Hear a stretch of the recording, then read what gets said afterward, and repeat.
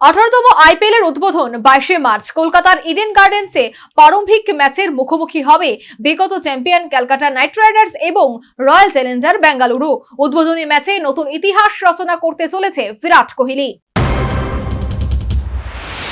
আইপিএলে ঢাকে কাঠি পড়েছে। শনিবার 22শে মার্চ শুরু হবে 18তম আসর।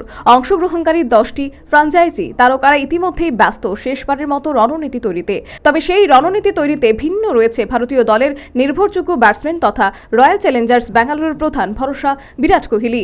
উদ্বোধনী ম্যাচে অংশ নিলেই নতুন এখনো পর্যন্ত ইতিহাস স্থাপন করবে প্রথম ভারতীয় ক্রিকেটার হিসেবে, যার ঝুলিতে থাকবে 400টি টি20 ম্যাচ, 300টি একদিবসীয় ম্যাচ এবং 100টি টেস্ট খেলার গৌরবময় কৃতিত্ব।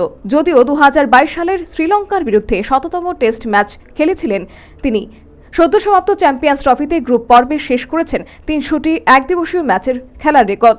আর এবার আইপিএলের প্রথম ম্যাচে অংশ নিয়ে টি20 ক্রিকেটের 400তম ম্যাচের সাক্ষী থাকবেন তিনি। শুধু তাই নয়, প্রথম ভারতীয় ব্যাটসম্যান হিসেবে সর্বকালের সর্বোচ্চ রান সংগ্রহকারী ক্রিকেটার হিসেবেও উঠে এসেছেন তিনি। প্রথম ব্যাটসম্যান হিসেবে আইপিএল ক্রিকেটে 8000 রান করেছেন বিরাট। তাছাড়া চমকপ্রদ হচ্ছে এবারের এই আসর বিরাট কোহলির জন্য, কারণ 18তম আইপিএলের একমাত্র ক্রিকেটার হিসেবে বিরাট কোহলি 18 নম্বর জার্সি পরেই মাঠে নামবেন। Bureau report, news vanguard.